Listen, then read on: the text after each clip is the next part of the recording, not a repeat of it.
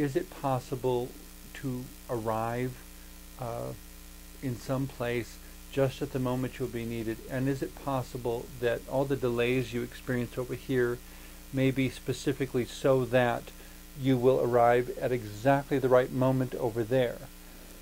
Almost as if the delays had a mind of their own and knew what was going to happen here and needed to influence me to be late enough that I would arrive there at that exact moment.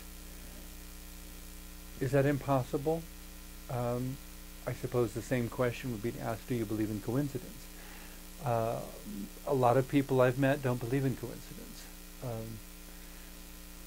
But this is where life can become this fascinating adventure, because if we dismiss the word impossible, or if maybe not so much dismiss it, as we understand that it has a limited context, that what makes it impossible is sometimes our inability to see what's right in front of us, or our insistence on labeling it a coincidence, or our refusal to participate within whatever opportunity comes along.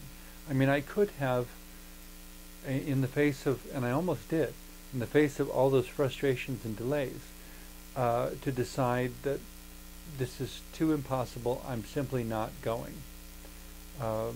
And I will just call them, the place where I was going, and tell them, you know, I'm sorry it didn't work out, I gave it my best try. But I persevered, and because I persevered, what would have been considered impossible actually happened. And in a similar sort of way, with the ski trip when I was in college, because I persevered in believing and in trusting that it really could happen, and was willing to take the step when the opportunity presented itself. I was in Colorado for that ski trip, and then it became all the more interesting in all sorts of peculiar adversarial ways. The first day I went skiing, I broke my glasses. Later in life, about 10 years ago, I underwent a LASIK procedure, and so I don't wear glasses anymore. But for about 30 years, I wore glasses with a really strong prescription, so that without glasses, for all essential purposes, I was blind. I mean, I was not able to function or really go anywhere or do anything. I certainly couldn't ski. So I get out the first day, and I break my glasses. And it's like, oh, great, what now? There's 3 more days. What am I supposed to do? Well, the first evening, I was kind of discouraged and depressed about the whole thing, and then my ingenuity began to kick in. And instead of accepting the word impossible, I took what I had left, one lens, and I went to the ski repair shop, and I said, do you have any epoxy? Well, of course they have epoxy in a ski repair shop. That's a common adhesive they use there. I took a pair of sunglasses, and I epoxied that lens to a pair of sunglasses, and I skied for 3 days with one eye. And that's how I learned to ski. By the end of the trip, I was basically a solid beginner in terms of my skiing ability, and I've gone on beyond in years since then to develop my skiing abilities much further. But is it impossible to ski with only one eye? Evidently not. I don't know that that's something I would have ever considered before, but then again, for those who are familiar with such things, there are in fact blind skiers as well, who ski with someone to call directions to them and tell them whether to turn right or left or slow down or stop or whatever. And there are people who have learned how to ski even though they're completely blind.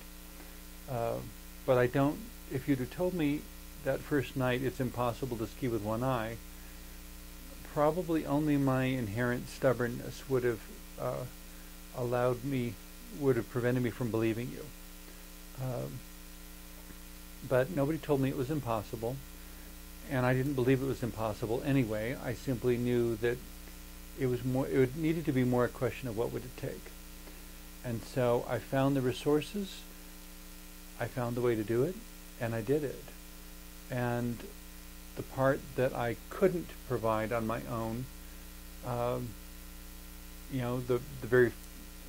money for the trip to go in the first place came from elsewhere. And And in a similar way now, I continue to find things in life where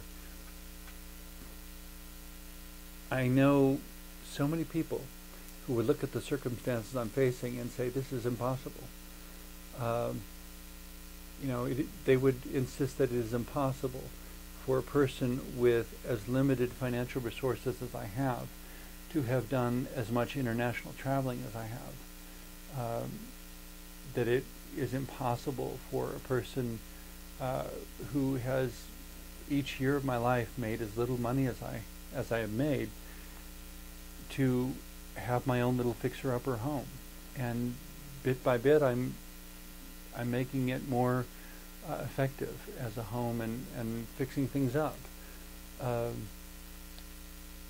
But it was very much a challenge, and at numerous times along the way it's also remained a challenge to believe in going forward even when the resources are not apparent, and to go right up to the to use the metaphor of Moses and the children of Israel at the Red Sea with Pharaoh's army closing in behind, to be willing to go right up to the edge of the water until your toes are getting wet, and at that point to basically say, whatever happens at this point, God, it's up to you. I've done everything I can do.